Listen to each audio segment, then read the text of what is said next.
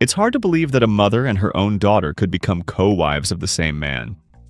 Welcome to Bangladesh, where children study in schools that are floating boats on the water, where men wear skirts while riding motorcycles, and where the world's spiciest chili grows. A place where families live without fingerprints and women bathe without ever taking off their clothes. Curious yet? Deep in the misty hills near Mymensingh lives a tribe called the Mandi. About 25,000 people strong. They're deeply rooted in matrilineal tradition. Inheritance passes from mother to daughter, not father to son. In one of their more shocking customs, if a Mandi widow wants to remarry, she must choose from men within the tribe. And if she has a daughter, that girl may become his wife too. Both mother and daughter married to the same man. But for the Mandi, this is a way to protect bloodlines, maintain tribal identity, and consolidate family property. And still, Bangladesh rises. This same country has also produced two of the most powerful female leaders in South Asia, Khaleda Zia, the first female prime minister, and Sheikh Hasina, the longest-serving head of state in its history. And they both redefine the idea of power in a culture that often limits it for women. What would dating be like in a place like this? Courtship is cautious. Public affection is rare. Most marriages are still arranged, though that's slowly changing in cities like Dhaka, where a rising middle class is pushing for modern ideas of love, freedom, and female choice. Do you think this strange custom of a mother and daughter sharing the same husband should be abolished? If so, comment number 1 or share your thoughts with us in the comment section below. And if this stirred something in you, there's so much more to uncover. Traffic lights sometimes serve merely as decoration. Half-day traffic jams have become an all-too-familiar scene. Nowhere tests your patience or your ability to adapt, like Dhaka. With over 17 million people crammed into a megacity built for maybe half that. Public transport is only 4,000 buses.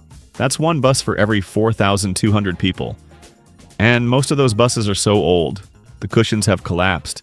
The air conditioning hasn't worked since the Bush administration, and the black smoke pouring from the exhaust looks like a moving chimney. Want to take the train? Sure, if you're okay with going 28 miles an hour, sharing space with livestock, and possibly riding on the roof. Trees, power lines, overhead signage. One wrong moment, and it's not just a traffic jam, it's a tragedy. Welcome to the rickshaw capital of the world, with over 400,000 pedal-powered chariots weaving through streets that barely fit two. Add to that the tuk-tuks, motorcycles, handcarts, buses, livestock, and the occasional fruit vendor walking down the middle of the road like he's on a lunch break. Pathao.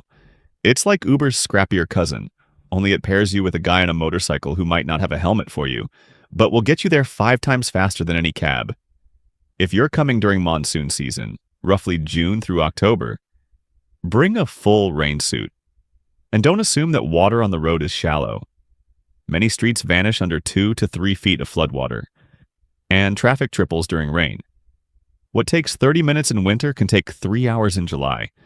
And you're about to find out why breakfast in Bangladesh might be the most unexpected meal of your life. In Bangladesh, the day doesn't begin with eggs and bacon. Instead, the morning starts with something colder. Panta bhat. Fermented rice soaked overnight in water, often served chilled with onions, green chili, and sometimes dried fish. It tied to memory, to rural life, to generations who farmed at sunrise and needed strength that wouldn't weigh them down. If that's too bold to start, you might try muri, crispy puffed rice that crackles like popcorn. Paired with mustard oil or mashed potatoes, it's the Bangladeshi version of a light breakfast. But wait until lunch hits. A bowl of dal, lentils slow-cooked into golden velvet, steeped in turmeric, garlic, and ghee. You scoop it with your fingers, mixing it into warm rice until it becomes a thick, sticky mass. Dinner? That might come as late as 11 at night, when the heat cools and families finally rest. The meal is rice again, but this time paired with warm milk or banana slices. Sweet. Soothing. The perfect send-off to a day laced with noise and heat. Putchalokia, also known as the ghost pepper, clocking in at over 1 million Scoville heat units. Some rural children in Bangladesh eat these peppers raw. And if you think that's extreme, visit the northern chili fields during harvest season. What you'll see is a red sea, thousands of acres glowing under the sun, producing over 3,000 tons of red chilies annually. But perhaps the most surprising thing for foreigners isn't the spice. It's the way people eat. This tradition is ancient. Rooted in Ayurveda, it's believed that eating with your fingers connects the body to the meal through all 5 senses. You feel the softness of rice, the warmth of curry, the texture of meat. Have you ever had the chance to try the signature dishes of Bangladesh? If you have, comment number 7 or comment number 8 if you're really eager to taste their flavors. In northern Bangladesh, there's a family called the Shakas. For 4 generations, not a single member has had fingerprints. None. Their palms are smooth, no ridges, no loops, no swirls. It's a real ultra-rare condition called adermatoglyphia. Scientists sometimes call it immigration delay syndrome because in today's world, lacking fingerprints makes your identity suspicious. For the Shakas, this means living in bureaucratic limbo. They exist in the flesh but not in the database. In a hyper-digital country where identity is verified at every turn, from bank accounts to healthcare access, the Shakas are invisible. This condition also affects their ability to sweat. The Shakas don't perspire like most people do. They can't cool their bodies efficiently, so they rely on ice packs, shade, and air conditioning, even in milder heat. Physical exertion is dangerous. Adermatoglyphia isn't curable, it's genetic. Globally, only a handful of families have ever been documented with it. Most scientists didn't even know it existed until a Swiss woman got detained at an airport in 2007 because immigration couldn't scan her fingers. You've probably worn a Zara shirt, a H&M hoodie, maybe even Levi's jeans. But have you ever stopped to wonder who stitched those seams? The answer will surprise you. But first, take 5 seconds to hit subscribe and turn on the notification bell so you never miss any of our new content. This country is the second largest garment exporter in the world, just behind China. Over 3,500 factories churn out clothes day and night, exporting more than $40 billion worth of product every year. Let's rewind to April the 24th, 2013. That's when the Rana Plaza building, 8 stories high, full of garment factories, collapsed in the town of Savar, just outside Dhaka. The building had visible cracks the day before. Managers told workers it was safe. The next morning, over 3,000 people entered. The building crumbled. 1,134 people passed away. Over 2,500 were injured. Since then, reforms have been made. But the truth? Many factories are still unsafe. Ventilation is poor. Fire exits are blocked. Wages? Often under $100 a month, sometimes $70. And if a worker dares to organize or strike, they risk getting fired, blacklisted, or worse. Still, Bangladesh is proud of its workforce, proud of its reputation. Young women, often the first in their families to earn income, take home paychecks that help feed siblings and send cousins to school. Even when going to the beach, the sight of bikinis does not exist here. Women still wear saris when swimming. Instead, you'll see women stepping gently into the waves in saris, layers of bright fabric billowing in the surf like underwater flags. Even soaked, the folds cling with elegance, graceful. Especially in rural towns and religious communities, covering the body is tied to dignity, family honor, and tradition. Even when swimming. Even in extreme heat. You're walking down a dusty street in Sylhet or Rajshahi. It's a lungi, a plaid or floral wraparound cloth tied at the waist, worn by millions of Bangladeshi men every day. You'll see lunas in tea houses, mosques, construction sites, and yes, on motorcycles flapping like flags in the wind. And here's where the irony kicks in. Bangladesh fuels a $40 billion garment industry, making clothes for the world. Western luxury brands, fast fashion empires. Yet most people here can't afford the clothes they make. The stylish jackets, dresses, and denim you see in Western malls, often stitched by hands that wear the same shirt to work every day. Romance in Bangladesh is subtle. Public displays of affection are rare, even taboo in many areas. But that doesn't mean romance doesn't exist.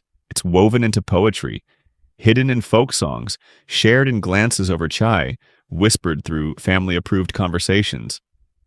Most couples still meet through arranged introductions, especially outside big cities. But in Dhaka's educated circles, modern dating is emerging, cautiously. The women here? They are thoughtful, expressive, and deeply tied to their families. Many value loyalty over flash. These boats are not just tools for education, but symbols of creativity and human resilience.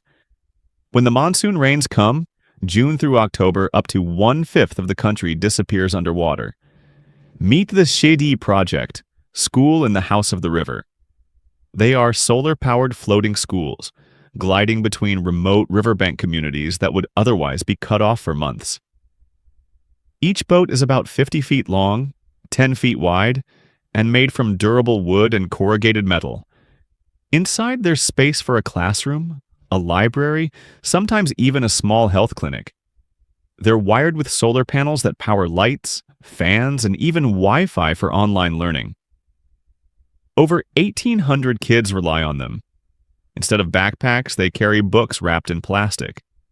Instead of walking to school, they board it.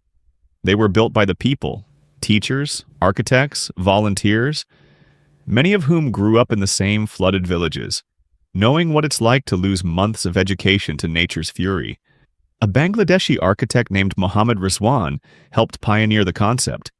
And now, his work is not only changing lives, it's being studied by flood-prone regions around the world. Bangladesh isn't just rivers and rice fields. It also has kingdoms, dynasties, and empires carved in stone. Start with Lal Bagh Fort in Dhaka. It's not grand in size, but it is grand in story.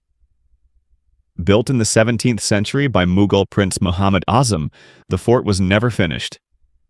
Some people believe that this place was cursed after Bibi Pari, the daughter of the Subadar or provincial governor, passed away. Her tomb lies at the center of the complex, encased in marble and quiet legend. Surrounding it, a mosque with 30 domes, tranquil ponds that reflect the sky like mirrors, and bathhouses designed in Turkish style, with secret chambers and underground tunnels. In the middle of chaotic old Dhaka, Lal Bagh is a pocket of stillness, like a page torn from a forgotten book. Then there's Ahsan Manzil, better known as the Pink Palace. Built in 1872 by the Nawabs of Dhaka, this bubblegum-colored mansion stands near the Buriganga River, once the city's main artery. The building has hosted royalty, dignitaries, and political plotters. Its curved staircases and French-style columns whisper of wealth that no longer exists. Inside, there's now a museum, dusty but sincere. You'll find old photographs, letters, chandeliers, and even musical instruments once played in grand salons. The border looks like a set of Matryoshka dolls, India inside Bangladesh inside India. In northern Bangladesh, until recently, there existed a border situation so tangled it felt like a real-life riddle, a diplomatic version of Russian nesting dolls. You're standing in Bangladesh. Inside that, there's a small piece of India. Inside that, another piece of Bangladesh, and inside that, India again. This was reality for thousands of people across over 200 enclaves scattered along the India-Bangladesh frontier. It meant people had different. Some couldn't access basic services, schools, hospitals, even roads. There were stateless kids born on land with no clear legal owner, no flag, no future. That's how it was until 2015. That year, in a rare moment of geopolitical sanity, India and Bangladesh signed a historic land swap agreement. Over 50,000 people were finally given the chance to choose their citizenship and gain access to the rights that come with it. Yet even now the wounds linger. Many of the former enclave residents still don't have proper IDs. Some villages remain neglected, no clinics, no government schools, no job opportunities. Before you fall in love with Bangladesh's rhythm, its resilience, its riot of colors, you should know one thing. Breathing here can be dangerous, especially in Dhaka, the capital. It's not just one of the world's most crowded cities, it's also the most polluted. According to the World Health Organization, Bangladesh tops the list in terms of PM 2.5 air pollution, those microscopic particles that dig deep into your lungs, into your bloodstream, into your long-term health. In Dhaka, the average PM 2.5 level has hit 160 micrograms per cubic meter. That's 15 times above the WHO's safe limit. Brick kilns, burning coal and trash, line the outskirts of the city like smoking ruins. Thousands of old buses and trucks, poorly maintained, belch black exhaust into already choked streets. In rural areas, families still cook with wood, cow dung, and crop waste, pushing even more soot into the skies. Add in rapid construction, unregulated industry, and the fact that monsoon winds vanish in winter, and what you get is a gray haze that settles on your skin, your clothes, your lungs. Life for the people here isn't yet the people here maintain an optimistic spirit. There are two Dhakas. One is sky-high, glass towers, rooftop cafes, embassies, gated compounds. The other, it's grounded in grit. Tin roofs, dusty lanes, a world that runs on resilience instead of resources. Welcome to Korail, Kalyanpur, and Rayar Bazaar, some of the largest urban slums in Bangladesh. Here, homes are less than 10 square meters, often shared by 5, 6, sometimes 7 people. No real address, no formal plumbing, no private space. The walls are made of scrap wood, plastic tarps, or corrugated iron, whatever holds. The floors, sometimes concrete, sometimes just dirt. The air, thick with smoke, sewage, and the buzz of a city that doesn't sleep. Walk those narrow alleys long enough and you'll hear music. Smell fried lentil fritters. See children laughing, barefoot, chasing homemade kites stitched from newspaper and string. You'll find tailors sewing school uniforms on foot-powered machines. Mothers selling pickled mango or fried snacks from window slats. Teenagers breakdancing on rooftops. Kids reciting poems in makeshift schools with no desks, no fans. If you've ever dreamed of packing up, getting out, and starting fresh on the other side of the world, Bangladesh might not be the first name that comes to mind. Because few places offer this kind of contrast, a land where you can eat like a king, travel across a country, and still spend less than you would on a Saturday brunch back home.